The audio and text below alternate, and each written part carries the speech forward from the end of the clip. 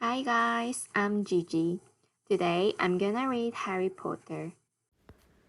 제16장 지하실 문을 지나서 볼드모트가 언제라도 갑자기 나타날 것이라는 불안감 속에 해리는 시험을 어떻게 치렀는지도 몰랐다.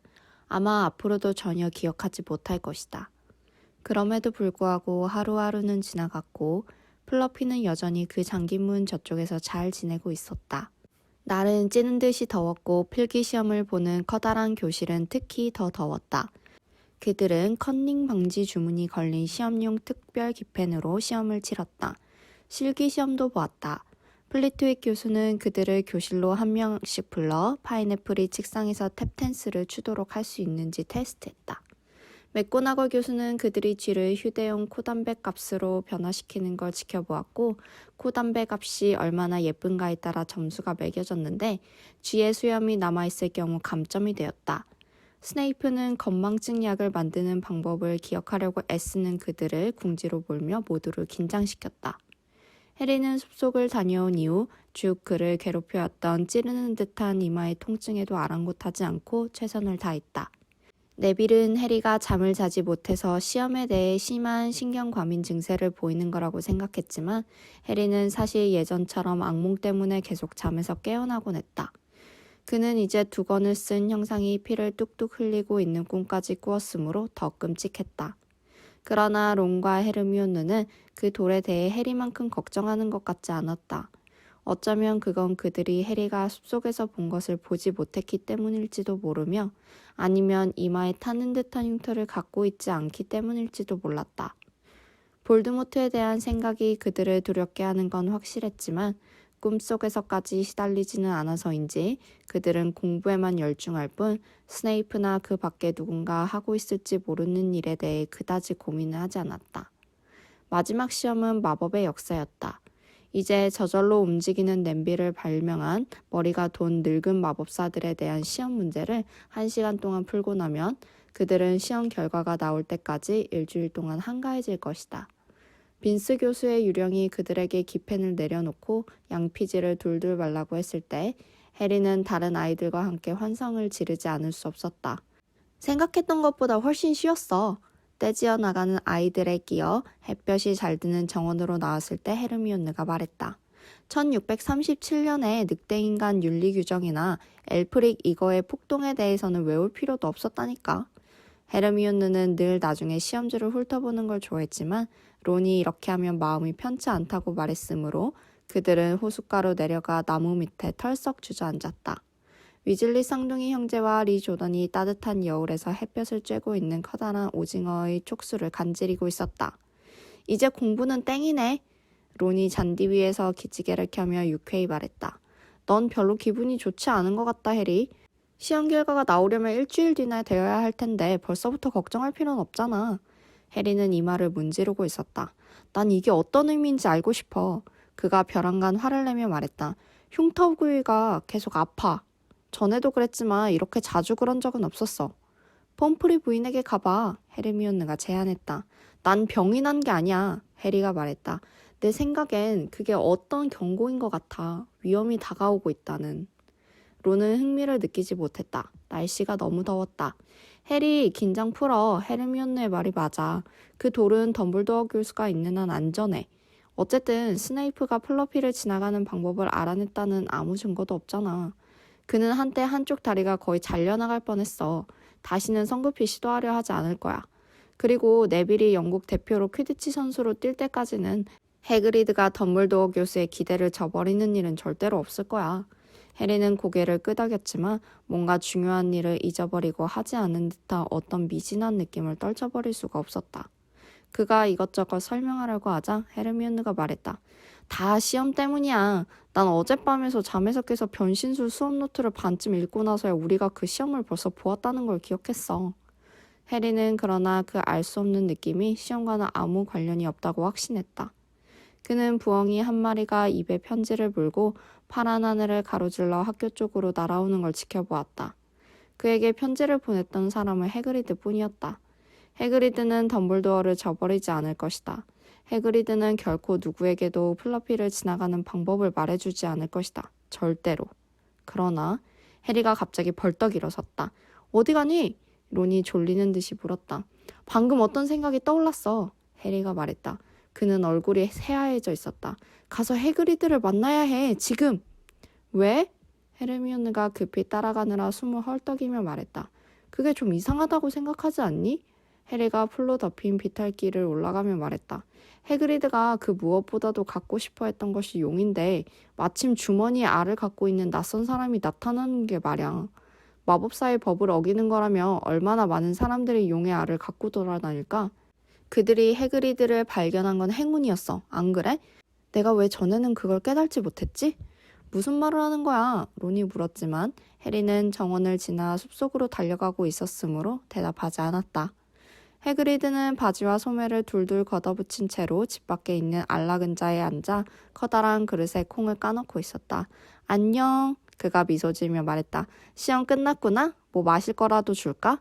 네, 주세요. 론이 이렇게 말했지만 해리가 그의 말을 가로막았다. 아니요, 우린 바빠요. 해그리드 물어봐야 할 게 있어요. 노버트를 얻었던 그날 밤이요. 카드를 함께 쳤다는 그 낯선 사람이 어떻게 생겼죠? 몰라. 해그리드가 아무 생각 없이 말했다. 그는 망토를 벗으려고 하지 않았어. 그는 깜짝 놀라는 것 같은 그들 셋의 표정을 보더니 눈썹을 치켜 올렸다. 그건 그렇게 이상한 게 아니야. 호그세드에 가면 괴상한 사람이 한둘이 아니거든. 호그세드는 마을에 있는 술집이야. 용을 파는 상인이었을지도 모르잖아. 안 그래? 난 그의 얼굴을 보지 못했어. 그는 계속 두건을 쓰고 있었거든. 해리는 콩그릇 옆에 털썩 주저앉았다. 그에게 무엇에 대해 말했어요, 해그리드? 호그와트에 대해 말했나요? 그런 말이 나왔을지도 몰라. 해그리드가 기억하려고 애쓰는 듯 얼굴을 찡그렸다. 그래, 내게 뭐 하느냐고 묻길래 이곳의 사냥터지기라고 말해주었어. 그는 내가 돌보는 동물들의 종류에 대해 약간 물었고 그래서 그에게 말해주었어. 그리고 내가 항상 정말로 원했던 것이 용이라고 말했고 그리고는 잘 기억이 나지 않아. 왜냐하면 그가 내게 계속 술을 사주었거든. 어디 보자. 그래. 그리고 그가 용의 알을 갖고 있다고 했고 내가 원한다면 그것을 걸고 카드를 칠 수도 있다고 했어. 하지만 그는 내가 그것을 길들일 수 있는지 확실히 알고 싶어 했어. 그것이 옛집으로 돌아가는 걸 바라지 않았거든. 그래서 그에게 말했지. 플러피도 돌봐봤는데 용은 쉬울 거라고. 그리고 그가 플러피에 흥미있어 했던 것 같죠? 해리가 계속 목소리를 침착하게 하려고 애쓰며 물었다. 글쎄. 그래, 머리 색 달린 개를 얼마나 많이 봤었느냐고 물었어. 호그와트 주변에서 말이야. 그래서 내가 말해주었지. 플러피를 길들이는 건 진정시키는 방법만 알면 누워서 떡 먹기라고. 그저 음악을 조금만 연주하면 곧바로 잠들어 버린다고 말이야. 해그리드가 갑자기 충격받은 표정이 되었다. 난 너희들에게 그것을 말하지 말았어야 했어. 그가 불쑥 말했다. 내가 그걸 말했다는 걸 잊어버려. 이것 봐. 어디들 가는 거야? 해리와 론과 헤르미온느는 현관 안의 넓은 홀에서 멈출 때까지 서로에게 아무 말도 하지 않았다. 정원에 있다가 와서 그런지 홀은 매우 춥고 어두워 보였다. 덤블도어 교수님께 가야만 해. 해리가 말했다. 해그리드는 낯선 사람에게 플러피를 지나가는 방법을 말했다지만 망토를 뒤집어 쓴 사람은 분명 스네이프나 볼드모트일 거야. 일단 해그리드를 술에 취하게 만들자 모든 게 쉬었을 게 분명해. 난 그저 덤블도어 교수님이 우리의 말을 믿어주길 바랄 뿐이야. 피렌체는 베인이 막지 않는다면 기꺼이 우리를 도와줄 거야. 그런데 덤블도어 교수님의 방이 어디지? 그들은 마치 올바른 방향을 가리켜주는 표지판을 보기를 바라기라도 하는 듯 주위를 휘 둘러보았다. 그들은 덤블도어가 어디에 사는지 들어본 적도 없었고 누군가가 그를 만나러 가봤었는지도 알지 못했다. 우린 그냥... 해리가 말을 막 시작했을 때 현관 맞은편에서 갑자기 어떤 목소리가 들렸다. 너희들 셋, 그 안에서 뭐하니? 그건 맥고나걸 교수였다. 그녀는 책을 한아름 들고 있었다. 덤블도어 교수님을 뵙고 싶어서요. 헤르미온느가 말했다. 해리와 론은 그녀가 상당히 용감하다고 생각했다. 덤블도어 교수님을 뵙는다고? 맥고나걸 교수가 그들의 행동이 매우 수상쩍다는 듯이 되풀이하여 물었다. 왜? 해리는 침을 꿀꺽 삼켰다. 이제 어쩌지? 비밀이에요. 그는 이렇게 말했지만 곧 괜히 말했다 싶었다. 왜냐하면 맥고나걸 교수의 콧구멍이 깔때기 모양으로 벌어졌던 것이다. 덤블도어 교수님은 10분 전에 떠나셨는데 그녀가 차갑게 말했다. 마법부가 보낸 긴급한 부엉이를 받고 즉시 런던으로 날아가셨지. 그분이 가버리셨다고요? 해리가 몹시 흥분해서 말했다. 지금요? 덤블도어 교수님은 매우 훌륭한 마법사란다, 포터.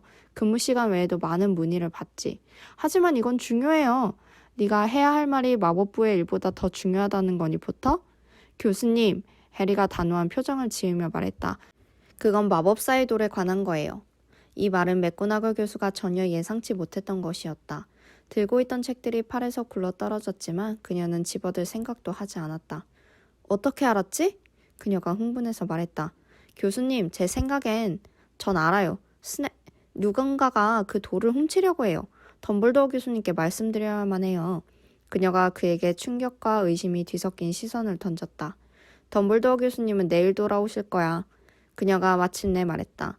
네가 그 돌에 대해 어떻게 알아냈는지는 모르지만 안심해라. 아무도 그걸 훔칠 수는 없을 테니. 그건 아주 잘 지켜지고 있으니 말이다. 하지만 교수님, 포터, 아무 걱정 마라. 그녀가 쌀쌀맞게 말했다. 그리고 허리를 굽혀 떨어진 책들을 주워 보았다. 자, 모두들 밖으로 나가 햇볕이나 쬐거라. 하지만 그들은 그렇게 하지 않았다. 오늘 밤이야. 일단 맥고나걸 교수가 멀리 사라지는 걸 확인하고 나서 해리가 말했다. 스네이프는 오늘 밤에 그 지하실 문을 지나갈 거야. 그는 필요한 모든 것을 알아냈어. 그리고 이제 덤블도어 교수님까지 방해가 되지 않는 곳에 가 있게 했어. 그가 그 편지를 보낸 거야. 덤블도어 교수가 나타나면 마법부는 깜짝 놀랄 게 분명해. 하지만 우리가 뭘... 헤르미온느는 숨이 막혔다. 해리와 론이 빙 돌아섰다. 거기에 스네이프가 서 있었다. 안녕? 그가 구변 좋게 말했다. 그들은 그를 빤히 바라보았다. 이런 날엔 안에 있으면 안 되지. 그가 이상하게 일그러진 미소를 지어 보였다. 해리가 무슨 말을 해야 할지도 모르면서 말을 꺼냈다. 너희들은 더 조심해야 할 필요가 있어. 스네이프가 말했다. 이렇게 돌아다니면 너희들이 뭔가 못된 일을 꾸미고 있다고 사람들이 생각할 테니까 말이야. 그리고 그리핀도르는 정말로 더 이상 점수를 잃어선 안 되잖니. 안 그래? 해리는 얼굴이 확 달아올랐다. 그들이 돌아서 밖으로 나가려는데 스네이프가 그들을 다시 불러 세웠다. 조심해라, 포터. 한 번만 더 야밤에 돌아다녔다가는 내가 직접 나서서 너를 쫓아내고 말 테니까. 잘 가라. 그는 교무실 방향으로 성큼성큼 걸어갔다. 돌계단 위로 나왔을 때 해리가 그들에게 돌아섰다. 맞았어. 그렇게 하면 돼. 그가 다급하게 속삭였다. 우리 중 하나가 스네이프를 감시하는 거야. 교무실 밖에서 기다렸다가 그가 떠날 때 따라가는 거야. 헤르미온느, 네가 하는 게 낫겠다. 왜 나지? 뻔하지. 론이 말했다. 넌 플리트윅 교수를 기다리고 있는 척 할 수 있잖아. 그가 목소리 톤을 높여 헤르미온느의 흉내를 내며 말했다. 오, 플리트윅 교수님, 전 너무 걱정돼서요. 문제 14B가 틀린 것 같아요. 시끄러워. 헤르미온느가 말했다. 하지만 그녀는 스네이프를 감시하는 데 동의했다. 그리고 우린 3층 복도 밖에 있는 게 좋겠어. 해리가 론에게 말했다. 자, 가자. 하지만 그들의 계획은 처음부터 삐그덕거리기 시작했다. 그들이 플러피가 있는 그 문 앞에 도달하자마자 맥고나걸 교수가 또 나타났고 이번엔 그녀가 자제력을 잃고 팔을 벌컥 냈다. 마법을 한 보따리 써도 지나가기가 어려울 거다. 그녀가 마구 고함쳤다. 이젠 이런 어리석은 짓은 그만둬. 너희들이 여기 근처 어디라도 다시 왔다는 소리를 들으면 그리핀도르에서 또다시 50점을 감점할 테니까. 그래, 위즐리. 바로 내가 맡고 있는 기숙사에서. 해리와 론은 학생 휴게실로 돌아갔다.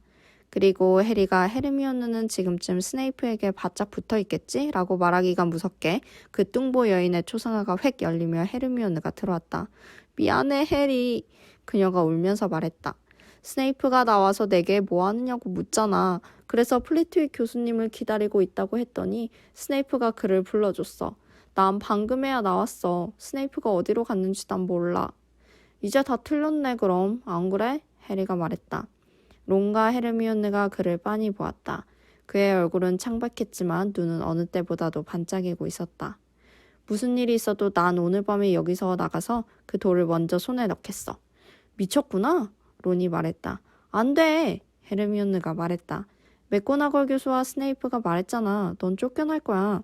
그게 어떻다는 거야? 해리가 소리쳤다. 모르겠니? 스네이프가 만일 그 돌을 손에 넣으면 볼드모트가 돌아올 거야. 그가 떠맡게 되면 어떻게 되는지 듣지도 못했니? 그땐 쫓겨날 호그와트도 없을 거야. 그는 호그와트를 몸이 건조하게 만들던지 아니면 어둠의 마법을 배우는 학교로 변화시킬 거야. 감점당하는 건 더 이상 중요하지 않다고. 모르겠어? 그리핀도르가 기숙사 우승컵을 거머쥐면 그가 너희들과 너희 가족들을 가만 놔둘 것 같아? 내가 만일 그 돌을 손에 넣기 전에 잡히면 그러면 난 더즐리 가족에게로 돌아가 볼드모트가 그곳으로 날 찾아오길 기다릴 거야. 난 그저 조금 더 늦게 죽는 것뿐이야. 왜냐하면 난 어둠의 세계로는 절대로 가지 않을 테니까. 난 반드시 오늘 밤 저 지하실 문을 통과할 거야. 너희들이 무슨 말을 해도 소용없어. 절대 날 막지는 못할 거야. 볼드모트는 내 부모님을 죽였어. 생각 안 나? 그가 그들에게 덤벼들 듯한 표정을 지었다. 네 말이 맞아, 해리. 헤르미온느가 작은 목소리로 말했다. 난 투명 망토를 사용할 거야. 해리가 말했다. 그걸 되찾은 건 정말 다행이었어. 그런데 그게 우리 셋을 모두 가려줄까? 론이 말했다. 모두? 우리 셋 모두라니. 오, 쓸데없는 말은 그만둬. 우리가 널 혼자 가게 할 거라고 생각했니? 물론 안 되지. 헤르미온느가 힘차게 말했다. 어떻게 우리 없이 그 돌을 손에 넣을 수 있다고 생각하니? 난 가서 책들을 훑어보는 게 좋겠어. 뭔가 유용한 게 있을지도 모르니까 말이야. 하지만 우리가 잡히면 너희 둘도 쫓겨날 거야.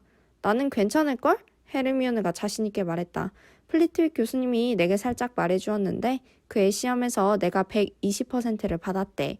그들은 절대 날 차버리지 않을 거야. 저녁을 먹은 뒤 그들 셋은 학생 휴게실에 초조하게 앉아 있었다. 아무도 그들을 귀찮게 하지 않았다.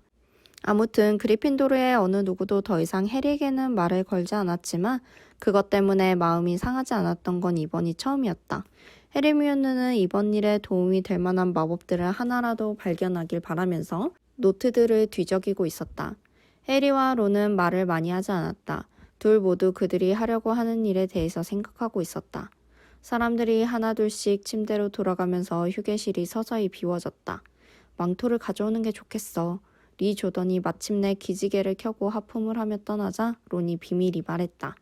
망토를 꺼내던 해리의 시선이 갑자기 해그리드가 크리스마스 선물로 준 플루트에 쏠렸다. 그는 전혀 노래를 부르고 싶은 기분은 아니었지만 플러피에게 사용하기 위해 그것을 주머니에 넣었다. 그는 학생 휴게실로 달려갔다. 망토를 여기서 입어보는 게 좋겠어. 우리 셋 모두를 가리는지 확인하기 위해서 말이야. 만일 필치가 우리들의 발 하나가 그 주인을 따라 돌아다니고 있는 걸 발견하면 너희들 뭐하니? 휴게실 구석에서 어떤 목소리가 들렸다. 네빌이 마치 또 한 번 자유를 얻으려고 애쓰고 있었던 것 같은 두꺼비 트레버를 잡고 한 안락의자 뒤에서 나타났다. 아무것도 아니야, 네빌. 아무것도. 해리가 그 망토를 급히 등 뒤로 숨기며 말했다. 네빌은 떳떳지 못한 행동을 했을 때와 똑같은 표정을 짓고 있는 그들의 얼굴을 뚫어지게 보았다. 너희들 또 나가는구나? 그가 말했다. 아니야. 헤르미온느가 말했다. 아니야, 우린 안 나가. 너 잠자러 안 가니, 네빌? 해리가 문 옆에 있는 괴종시계를 바라보았다. 그들은 더 이상 지체할 수 없었다. 스네이프는 지금 플러피가 잠들도록 연주를 하고 있을지도 몰랐다. 너희들 나가면 안 돼. 네빌이 말했다. 다시 잡힐 거야. 그리핀도르는 훨씬 더 큰 벌을 받을 거라고. 넌 이해 못해. 해리가 말했다. 이건 중요해. 하지만 네빌은 그들을 막는 일이라면 목숨을 건 어떤 짓이라도 하기로 다부지게 마음먹고 있었다. 난 너희들이 그렇게 하도록 놔두지 않을 거야. 그가 급히 초성화 구멍 앞으로 가서 막아서며 말했다. 난 너희들과 싸울 거야. 네빌, 론은 감정이 폭발했다. 그 구멍에서 비켜서 얼간이처럼 굴지 말고. 얼간이라고 부르지 마. 네빌이 말했다. 너희들은 더 이상 규칙을 어겨선 안 돼. 그리고 내게 사람들에게 용감히 대항하라고 말한 건 바로 너였잖아. 그래, 하지만 우리에게 대항하란 말은 아니었어. 론이 몹시 화가 나서 말했다. 네빌, 넌 네가 무슨 짓을 하고 있는지 몰라. 그가 앞으로 한 발짝 내딛자 네빌이 두꺼비 트레버를 떨어뜨렸다. 두꺼비는 팔짝팔짝 뛰어 안 보이는 곳으로 가버렸다. 자, 어서 날 쳐봐. 네빌이 양 주먹을 들어 올리며 말했다. 난 각오하고 있어. 해리가 헤르미온에게 고개를 돌렸다. 어떻게 좀 해봐. 그가 생각다 못해 말했다. 헤르미온느가 앞으로 걸어나갔다. 네빌, 그녀가 말했다. 이렇게 해서 정말 미안해. 그녀가 요술 지팡이를 들어올렸다. 페트리피쿠스 토탈루스. 그녀가 지팡이를 네빌에게 가리키며 외쳤다. 그러자 네빌의 두 팔이 옆구리에 철썩 붙고 두 다리가 꼬여버렸다. 그리고는 몸 전체가 뻣뻣하게 굳은 채로 제자리에서 흔들거리더니 나무토막처럼 바닥으로 엎어졌다. 헤르미온느가 얼른 달려가 그를 뒤집었다. 턱이 짓눌려져 있어서 네빌은 말을 할 수가 없었다. 그저 겁에 질린 눈으로 그들을 바라보고 있을 뿐이었다. 그 얘기 어떻게 한 거야? 해리가 작은 소리로 물었다. 그건 완전한 동작 그만이야. 헤르미온느가 말했다. 오, 네빌, 정말 미안해. 우린 가야만 해, 네빌. 설명할 시간이 없어. 해리가 말했다. 나중에 이해하게 될 거야, 네빌. 그를 넘어가 투명 망토를 입으면서 론이 말했다. 하지만 네빌을 마룻바닥에 움직이지 않게 누워있도록 내버려두는 건 왠지 좀 꺼림칙했다. 몹시 긴장하고 있어서인지 모든 조각상의 그림자가 필치처럼 보였고 멀리서 들리는 산들바람 소리는 꼭 피부스가 그들을 내리덮치는 소리 같았다. 첫 번째 계단 밑에서 그들은 노리스 부인이 계단 꼭대기 근처를 살금살금 걸어다니는 것을 발견했다. 이번 한 번만 저 고양이를 발로 차버리자. 론이 해리의 귀에 대고 이렇게 속삭였지만 해리는 고개를 저었다. 노리스 부인 주위로 조심스럽게 올라가자 그 고양이가 등불 같은 눈을 그들에게 돌렸지만 아무 짓도 하지는 않았다. 그들은 3층으로 올라가는 계단에 도달할 때까지 아무도 만나지 않았다. 중간쯤 가자 불쑥 피부스가 나타났는데 그는 사람들이 걸려 넘어질 수 있도록 카펫을 느슨하게 하고 있었다. 거기 누구야? 그들이 그쪽으로 다가가자 피부스가 갑자기 소리쳤다. 그는 심술궂은 까만 눈을 가늘게 떴다. 널 볼 수는 없지만 거기 있다는 거 다 알아. 송장 먹는 귀신이냐 아니면 유령이냐 아니면 꼬맹이 학생 녀석이냐. 그가 공중으로 떠올라 둥둥 떠다니며 눈을 가늘게 뜨고 그들을 노려보았다. 필치를 불러야겠군. 그래, 보이지는 않는데 뭔가가 살금살금 걸어다니고 있어. 그때 해리는 문득 좋은 생각이 떠올랐다. 피부스, 그가 쉰 소리로 말했다. 피투성이 바론이 보이지 않게 하는 데는 그럴 만한 이유가 있는 거네. 피부스는 놀라서 공중에서 거의 떨어질 뻔했다. 그는 간신히 몸을 추스르고 계단에서 30cm 정도 떨어진 곳에서 공중을 떠돌았다. 아이고, 죄송해요, 바론님. 그가 알랑거리며 말했다. 제 실수예요, 제 실수. 보지 못했어요. 물론 보지 못했죠. 보이지 않으시니까. 이 늙은이 피부스를 용서하세요. 난 여기서 볼 일이 있네, 피부스. 해리가 쉰 목소리를 냈다. 그러니 오늘 밤은 이곳에 있지 말게. 그러겠습니다. 당연히 그래야죠. 피부스가 다시 공중으로 떠오르며 말했다. 일이 잘 되시길 바랍니다, 바로님. 방해하지 않겠습니다. 그리고 그는 휙 내달았다. 훌륭했어, 해리. 론이 속삭였다. 잠시 뒤 그들은 3층 복도 바깥에 있었다. 그 문은 이미 열려 있었다. 거봐, 그렇다니까. 해리가 조용히 말했다. 스네이프가 벌써 플러피를 지나갔다고. 열린 문을 보는 건 어쨌든지 간에 그들 셋 모두를 긴장시켰고 앞으로 벌어질 일들을 마음에 새기게 하는 것 같았다. 망토 밑에서 해리는 다른 두 사람에게 고개를 돌렸다. 만일 너희들이 돌아가고 싶다면 지금이라도 늦지 않았어. 탓하지 않을게. 그가 말했다. 망토를 가져가도 돼. 난 이제 그게 필요하지 않을 테니까. 어리석게 굴지 마. 론이 말했다. 우린 갈 거야. 헤르미온느가 말했다. 해리가 그 문을 밀어 열었다. 문이 삐걱거릴 때 나직이 덜커덕거리는 소리가 났다. 그 개는 그들을 볼 수는 없었지만 코는 세 개가 모두 그들이 있는 방향에서 미친 듯이 킁킁거렸다. 저 개의 발에 있는 저게 뭐지? 헤르미온느가 속삭였다. 하프 같은데? 론이 말했다. 스네이프가 거기에 놓아둔 게 틀림없어. 플러피는 연주를 멈추자마자 깨어날 거야. 해리가 말했다. 그러면 자, 시작이다. 그가 해그리드의 플루트를 입에 대고 불었다. 그것은 어떤 가락이라고 할 것도 없었지만 첫 음부터 그 짐승의 눈이 처지기 시작했다. 해리는 거의 숨을 쉴 수가 없었다. 천천히 그 개의 으르렁거리는 소리가 멈추었다. 그 개는 네 발로 서서 비틀거리다가 무릎을 꿇더니 땅바닥으로 픽 쓰러져 잠들어 버렸다. 계속 연주해. 그들이 망토를 벗고 지하실 문 쪽으로 살금살금 걸어갈 때 론이 해리에게 주의를 주었다. 그 거대한 머리들 가까이로 다가가자 그 개의 입김에서 뜨겁고 고약한 냄새가 났다. 문을 잡아당겨봐. 열 수 있을 것 같아. 론이 개의 등을 주위에서 보며 말했다. 먼저 갈래, 헤르미온느? 아니, 난 싫어. 좋아. 론이 뿌드득하고 이를 한번 갈더니 조심스럽게 그 개의 다리를 넘어갔다. 그리고 그가 몸을 굽혀 지하실 문에 고리를 잡아당기자 위로 휙 열렸다. 뭐가 보이니? 헤르미온느가 걱정스럽게 물었다. 아무것도 안 보여. 그냥 새까매. 내려가는 길도 없어. 그냥 떨어져야 할 거야. 여전히 플루트를 불고 있는 해리가 론의 주의를 끌기 위해 손을 흔들며 그 자신을 가리켰다. 네가 먼저 가겠다고? 정말이야? 론이 말했다. 이게 얼마나 깊은지는 나도 몰라. 그럼 저 개가 계속 잠잘 수 있도록 그 플루트를 헤르미온느에게 줘. 해리가 그 플루트를 넘겨주었다. 잠시 잠잠하던 개가 으르렁거리며 실룩실룩 몸을 움직였지만 헤르미온느가 다시 불기 시작하자마자 곧 깊은 잠에 빠져들었다.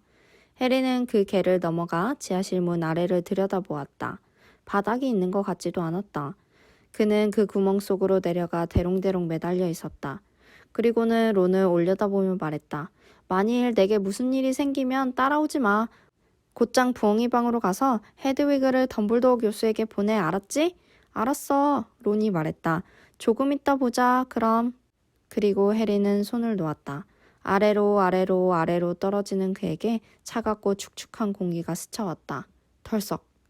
그는 이상하게 소리도 나지 않고 그저 털썩하며 뭔가 부드러운 것 위에 내렸다. 그는 일어나 앉았다. 눈이 아직 어둠에 익숙치 않았으므로 손으로 주위를 더듬어 보았다. 어떤 식물에 앉아있는 것 같았다. 괜찮아. 그가 이제 우표 크기만 하게 보이는 열린 지하실 문을 올려다보며 소리쳤다. 안전해. 뛰어내려도 돼. 론이 즉시 따라왔다. 그는 내려와 팔다리를 쭉 펴고 해리 옆에 누웠다. 이게 뭐지? 그의 첫마디였다. 몰라. 무슨 식물 종류 같아. 떨어지는 충격을 막아주는 건가 봐. 어서 내려와 헤르미온느. 어렴풋한 음악 소리가 멈췄다. 개 짖는 소리가 들리는가 싶더니 헤르미온느가 어느새 뛰어내렸다. 그녀는 해리 맞은편으로 내렸다. 학교에서 몇 킬로미터는 떨어져 있는 것 같아. 그녀가 말했다. 이 식물이 여기에 있어서 다행이야 정말. 론이 말했다. 다행이긴. 헤르미온느가 날카롭게 말했다. 너희들 좀 봐. 그녀는 획 일어나 발버둥 치며 축축한 벽 쪽으로 갔다. 발버둥 쳐야 했던 건 그녀가 내려오자마자 뱀 같은 덩굴 손이 발목에 감기기 시작했기 때문이었다. 해리와 론의 경우 그들이 알아채지도 못하는 사이 발이 긴 덩굴 식물로 단단히 묶여져 있었다. 헤르미온느는 그 식물이 콱 잡기 전에 벗어나려고 했었다. 그녀는 남자아이 둘이 그 식물을 떼어내려고 싸우는 모습을 겁에 질린 표정으로 지켜보았지만 몸부림치면 칠수록 그것이 그들 주위로 더 단단히 그리고 더 빨리 감겼다. 움직이지 마. 헤르미온느가 그들에게 말했다. 난 이걸 알아. 악마의 덫이라는 식물이야. 이 식물의 이름이 뭔지 알아서 참으로 다행이야. 이름을 안다는 건 대단히 유용하거든. 론이 그 식물을 목 주위로 감겨 올라가지 못하게 하려고 몸을 뒤로 젖히며 딱딱거렸다. 조용히 해. 그것을 죽일 방법을 기억하려고 애쓰는 중이니까. 헤르미온느가 말했다. 서둘러. 숨을 쉴 수가 없어. 그 식물이 가슴으로 감겨 올라가자 해리가 헐떡거리며 말했다. 악마의 덫, 악마의 덫. 스프라우트 교수가 뭐라고 말했더라? 그건 어둠과 축축한 걸 좋아한다. 그러니까 불을 붙여. 해리는 숨이 막혔다. 그래 물론 하지만 나무가 없어. 헤르미온느가 양손을 꼭 쥐며 외쳤다. 너 정신 나갔니? 론이 고함을 질렀다. 너 도대체 마녀니 아니니? 아 그렇지. 헤르미온느가 말했다. 그녀가 요술지팡이를 회 끄집어내 휘두르며 뭐라고 중얼거리자 스네이프에게 사용했던 것과 똑같은 푸른색 불꽃이 그 식물에게로 뿜어졌다. 그리고 그 식물이 빛과 온기를 피해 달아나자 두 소녀는 순식간에 그 조임이 풀어지는 걸 느꼈다. 그것은 꿈틀거리기도 하고 도리깨질하듯이 격렬하게 움직이면서 그들의 몸을 놔주었다. 네가 약초학을 잘 보아두었던 게 천만 다행이었어, 헤르미온느. 해리가 얼굴에서 땀을 훔치면서 그녀가 있는 벽 쪽으로 걸어갔다. 그래, 론이 말했다. 그리고 해리가 위기 상황에서도 당황하지 않은 것도 말이야. 그런데 정말이지 나무는 없었어. 이쪽으로 가자. 해리가 하나밖에 없는 돌 통로를 가리키며 말했다. 그들의 발자국 소리 말고는 벽을 타고 똑똑 떨어지는 부드러운 물소리밖에 들리지 않았다. 그 통로는 내리막길이었으므로 해리는 그린고트가 생각났다. 가슴이 불쾌하게 마구 두근거리면서 용들이 마법사 은행의 금고들을 지킨다는 말이 생각났다. 만일 그들이 용과 완전히 다 자란 용과 부딪히기라도 한다면 로버트는 정말 고약했었다. 무슨 소리 못 들었니? 론이 작은 소리로 말했다. 해리가 귀를 기울였다. 앞쪽 위에서 살랑대고 땡그랑대는 부드러운 소리가 흘러나오고 있었다. 유령일까? 모르겠어. 난 날개 소리처럼 들리는데. 앞에 불빛이 있어. 뭔가 움직이는 게 보여. 그 통로 끝에 도달하자 찬란히 밝혀진 방이 나타났다. 천장은 높게 아치 모양이었다. 방을 한가득 메운 보석처럼 밝은 색의 작은 새들이 날개를 퍼덕이며 공중제비를 하고 있었다. 방 맞은편에는 육중한 나무문이 있었다. 우리가 지나가면 새들이 공격할까? 론이 물었다. 그럴지도 모르지. 해리가 말했다. 그렇게 심술궂어 보이지는 않지만 그 새들이 모두 한꺼번에 내리 덮친다면? 그러면 이것저것 생각할 것 없어. 달려야지. 그는 심호흡을 한 번 하고 팔로 얼굴을 가린 뒤 전속력으로 방을 가로질러 갔다. 그는 날카로운 부리와 발톱이 언제라도 그를 쥐어뜯을 거라고 생각했지만 아무 일도 일어나지 않았다. 그는 문에 도달해 손잡이를 당겼다. 문은 잠겨 있었다. 다른 두 사람이 뒤이어왔다. 그들은 그 문을 힘껏 잡아당겨 보기도 하고 위아래로 움직여 보기도 했다. 그러나 문을 헤르미온느가 시도한 알로호모라 마법에도 꿈쩍도 하지 않았다. 이제 어떡하지? 론이 물었다. 그것들은 여기에 그저 장식을 위해 있을 리가 없어. 헤르미온느가 말했다. 그들은 새들이 머리 위에서 날고 있는 것을 보았다. 반짝거리며? 그것들은 새가 아니야. 해리가 갑자기 말했다. 그것들은 열쇠야. 날개 달린 열쇠들. 자세히 봐. 그러니까 그건 틀림없이... 다른 두 사람이 고개를 들어 그 많은 열쇠를 곁눈질하는 동안 그는 방 주위를 둘러보았다. 그래, 봐. 빗자루들이야. 우린 그 문의 열쇠를 잡아야만 해. 하지만 수백 개잖아. 론이 그 문의 자물쇠를 살폈다. 커다란 구식 열쇠를 찾으면 돼. 어쩌면 손잡이처럼 은색일지도 몰라. 그들은 각각 빗자루를 잡고 공기를 발로 힘껏 차며 구름대처럼 몰려있는 열쇠들 한가운데로 날아갔다. 그들은 손을 쭉 뻗어 잡아채려고 했지만 마법에 걸린 그 열쇠들이 어찌나 빨리 달아나던지 도저히 잡을 수가 없었다. 그러나 해리는 역시 100년 만에 나올까 말까한 최연소 수색꾼다웠다. 그는 어떤 사물을 발견하는 데 있어서 다른 사람들이 갖지 못한 천부적인 재능을 갖고 있었다. 소용돌이치는 갖가지 색깔의 깃털을 뚫고 1분 정도 진지한 마음으로 일에 착수한 뒤 그는 마치 이미 잡혀서 열쇠 구멍에 거칠게 쑤셔 넣어졌던 것 같은 한쪽 날개가 구부러진 커다란 은빛 열쇠 하나를 발견했다. 저거야! 그가 다른 사람들에게 외쳤다. 저 큰 것! 저기 하늘색 날개가 달린 것! 깃털들이 모두 한쪽으로 늘어져 있는 것! 론은 해리가 가리키는 방향으로 급히 질주하다가 천장에 부딪혀서 하마터면 빗자루에서 떨어질 뻔했다. 가까이 가야 해. 해리가 손상된 날개가 달린 열쇠에서 눈을 떼지 않으며 소리쳤다. 론, 넌 위에서 공격해. 헤르미온느, 넌 아래에서 그것이 내려오지 못하게 하고 난 그걸 잡도록 해볼게. 알았지? 지금이야! 론이 극강화하고 헤르미온느가 갑자기 위로 솟아오를 때 그 열쇠가 재빨리 옆으로 피하자 해리가 그것을 잡으러 질주했다. 그것이 급히 벽 쪽으로 달아나자 해리가 얼른 상체를 굽히더니 어느새 그걸 잡아 돌에 대고 꼼짝 못하게 눌렀다. 론과 헤르미온느의 환성이 그 높은 방에 울려 퍼졌다. 그들은 불이 나게 내려와 문 앞으로 달려갔다. 열쇠는 해리의 손에서 발버둥 치고 있었다. 그는 열쇠를 자물쇠에 밀어넣고 돌렸다. 효과가 있었다. 자물쇠가 딸깍하고 열리는 순간 열쇠는 다시 날아갔다. 그 열쇠는 2번이나 잡혀서인지 매우 지치고 초라해 보였다. 준비됐니? 해리가 한쪽 손을 문 손잡이에 놓고 두 사람에게 물었다. 그들이 고개를 끄덕이자 그가 문을 잡아당겨 열었다. 그 다음 방은 아무것도 볼 수 없을 정도로 어두웠다. 하지만 안으로 들어가자 갑자기 빛이 방으로 쏟아져 들어와 놀라운 광경을 드러냈다. 그들은 거대한 체스판 가장자리에서 검정 체스의 말들 뒤에 서 있었다. 그 말들은 모두 그들보다 컸는데 검정 돌 같은 물질의 모양을 새긴 것이었다. 그런데 그 방 맞은편에서 하얀 체스 말들이 그들을 향해 오고 있었다. 해리와 론과 헤르미온느는 약간 떨렸다. 그 커다란 하얀색 말들은 눈, 코, 입이 없었다. 이제 어떻게 하지? 해리가 속삭였다. 뻔하지 않아? 론이 말했다. 이 방을 지나가려면 체스 게임을 하는 수밖에 없어. 그들은 그 하얀 말들 뒤에 있는 또 다른 문을 볼 수 있었다. 어떻게? 헤르미온느가 걱정스럽게 물었다. 내 생각엔, 론이 말했다. 우리가 체스의 말이 되어야 할 것 같아. 그는 검정 나이트에게로 걸어가 손을 내밀어 그 나이트의 말을 만졌다. 그러자 그 돌이 금방 생기를 되찾았다. 그 말은 땅을 앞발로 긁었고 나이트는 헬멧 쓴 고개를 돌려 론을 내려다보았다. 우리가 지나가려면 당신 팀에 끼어야 하나요? 검정 나이트가 고개를 끄덕이자 론이 다른 두 사람에게 고개를 돌렸다. 이건 좀 생각해봐야겠는데 그가 말했다. 우리가 검정말 3개를 대신해야만 할 것 같아.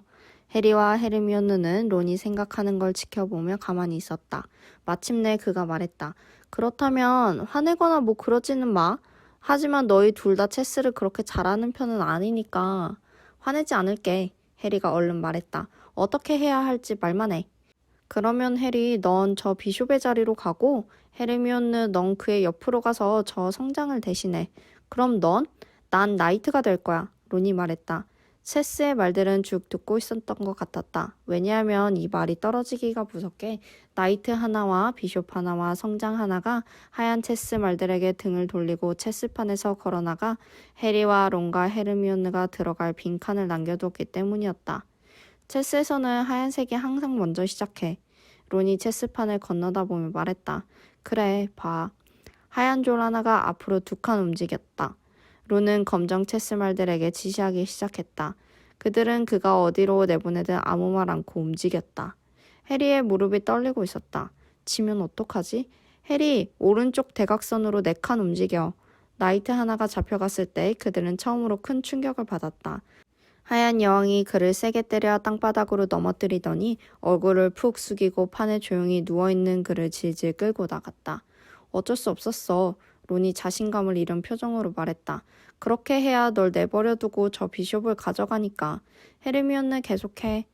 그들의 말 하나가 없어질 때마다 하얀 말들은 인정사정이 없었다. 곧 죽은 검정 말들이 체스판 바깥에 죽 늘어서게 되었다. 해리와 헤르미온느가 위험에 처해 있는 것을 론이 2번씩이나 겨우 구해주기도 했다. 그는 체스판으로 여기저기를 쏜살같이 뛰어다니며 그들이 잃은 검정말만큼의 하얀 말들을 죽여버렸다. 거의 다 왔어. 그가 갑자기 비밀이 말했다. 잠깐만, 생각 좀 해보고. 하얀 여왕이 멍한 얼굴을 그에게로 돌렸다. 그래, 론이 조용하게 말했다. 그 길밖에 없어. 내가 죽어야 해. 안 돼! 해리와 헤르미온느가 소리쳤다.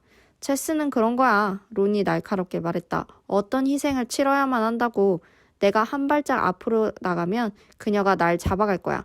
그래야 네가 자유롭게 되어 저쪽 왕을 저지하는 거라고 해리. 하지만 너 스네이프 맞고 싶은 거니 아니니? 론, 이것 봐. 네가 서두르지 않으면 그 사이 그가 돌을 가져갈 거야. 달리 방도가 없었다. 준비됐니? 론이 큰 소리로 물었다. 그의 얼굴은 창백했지만 결연해 보였다. 그럼 간다. 자, 일단 네가 이기면 꾸물거리지 마. 그가 앞으로 발을 내딛자 그 하얀 여왕이 와락 달려들었다. 그리고 그녀가 론의 머리를 돌팔로 세게 내리치자 그가 마룻바닥으로 나가 떨어졌다. 헤르미온느는 제자리에 선 채 비명을 질렀다. 그 하얀 여왕은 론을 한쪽으로 끌어내렸다. 그는 기진맥진해진 것처럼 보였다. 해리는 벌벌 떨면서 왼쪽으로 3칸 옮겼다. 하얀 여왕이 왕관을 벗어 해리의 발로 던졌다. 그들이 이긴 것이었다. 체스의 말들이 양쪽으로 늘어서더니 허리를 굽혀 절을 했다. 이제 앞에 있는 문으로 가는 길에는 장애물이 없었다. 해리와 헤르미온느는 론을 마지막으로 한번 돌아본 뒤 그 문으로 달려가 다음 통로로 올라갔다. 그가 만일 괜찮을 거야. 해리가 그렇게 믿으려고 하며 말했다. 다음은 뭘까? 스프라우트의 마법이 있었는데 그건 악마의 덫이었어. 열쇠들에게 마법을 건 건 틀림없이 플리트윅이었을 거야. 맥고나걸은 체스의 말들이 살아있도록 변신시켰어. 그렇게 되면 퀴렐의 주문이 남아. 그리고 스네이프의 것은 그들은 또 다른 문에 도달했다. 괜찮아? 해리가 작은 목소리로 말했다. 그래, 열어. 해리가 문을 밀어 열었다. 고약한 냄새가 물씬 났으므로 그들은 둘 다 망토를 끌어올려 코를 막았다. 지독한 냄새에 눈물을 흘리며 그들은 전에 보았던 것보다 훨씬 더 큰 트롤이 머리에 피를 흘리며 바닥에 쓰러져 있는 것을 보았다. 저 녀석과 싸울 필요가 없어서 다행이야. 그 트롤의 육중한 한쪽 다리를 조심스럽게 넘어가며 해리가 말했다. 어서 가자. 숨을 쉴 수가 없어. 그가 그 다음 문을 잡아당겨 열었다. 다음에 나타난 것은 그다지 겁낼 필요가 없었다. 안에는 그저 다른 모양의 병 7개가 한 줄로 늘어서 있는 테이블이 하나 있을 뿐이었다. 스네이프의 주문이군. 해리가 말했다. 뭘 해야 하지? 문턱을 넘어가자마자 그들 뒤에 있는 문간에 갑자기 자줏빛 불길이 솟아올랐다. 그건 평범한 불이 아니었다. 동시에 앞으로 가는 문간에는 검은 불꽃들이 치솟았다. 그들은 꼼짝없이 갇히고 만 것이었다. 봐! 헤르미온느가 그 병들 옆에 놓여있는 종이 두루마리를 잡았다. 해리는 그녀의 어깨 너머로 그것을 읽었다. 앞에는 위험이, 뒤에는 안전이 있다. 어느 것을 택하든 우리 중 2개가 당신을 도와줄 것이다. 우리 7개 가운데 하나는 당신을 앞으로 움직이게 할 것이고 또 다른 하나는 뒤로 가게 할 것이다. 우리 가운데 2개는 그저 쐐기풀 술이 담겨 있지만 3개는 독약으로 어딘가에 숨어서 기다리고 있다. 이곳에 영원히 머물고 싶지 않다면 무엇을 마실지 골라라. 그리고 선택하는데 다음 4개의 실마리를 이용하라. 첫째, 독약이 제 아무리 몰래 숨어 있다 해도 쐐기풀술 왼쪽에서는 항상 찾을 수 있을 것이다. 둘째, 양쪽 끝에 서 있는 것들은 서로 다르지만 바로 그 안쪽에 있는 것들은 둘 다 위험하다. 셋째, 보는 것처럼 모두의 크기가 다르다. 제일 작은 병이나 제일 큰 병에는 죽음이 들어있지 않다. 넷째, 왼쪽 2번째와 오른쪽 2번째는 다른 것처럼 보이지만 그 맛은 똑같다. 헤르미온느가 한숨을 내쉬었다. 그리고 해리는 전혀 웃을 기분이 아니었음에도 불구하고 그녀는 놀랍게도 미소를 짓고 있었다. 훌륭해, 헤르미온느가 말했다. 이건 마법이 아니야, 논리지. 수수께끼. 많은 위대한 마법사들은 전혀 논리적이지 못했어. 그들은 이곳에 영원히 갇히게 될 거야. 하지만 우리도 그렇게 될까? 물론 아니야, 헤르미온느가 말했다. 우리가 필요한 건 여기 이 종이에 다 있어. 7개의 병에 3개는 독약이고 2개는 술이고 하나는 검은 불을 안전하게 뚫고 지나가게 하고 하나는 자줏빛 불을 뚫고 돌아가게 해줄 거야. 하지만 어떤 걸 마셔야 할지 어떻게 알아? 잠깐만 기다려봐. 헤르미온느는 그 종이를 7번 읽었다. 그리고는 주르르 늘어선 병들 앞으로 왔다 갔다 하면서 손가락질을 하며 혼자 중얼중얼거렸다. 마침내 그녀가 손뼉을 쳤다. 알았어. 그녀가 말했다. 가장 작은 병이 검은 불을 지나가게 해줄 거야. 그 돌이 있는 쪽으로. 해리가 그 작은 병을 바라보았다.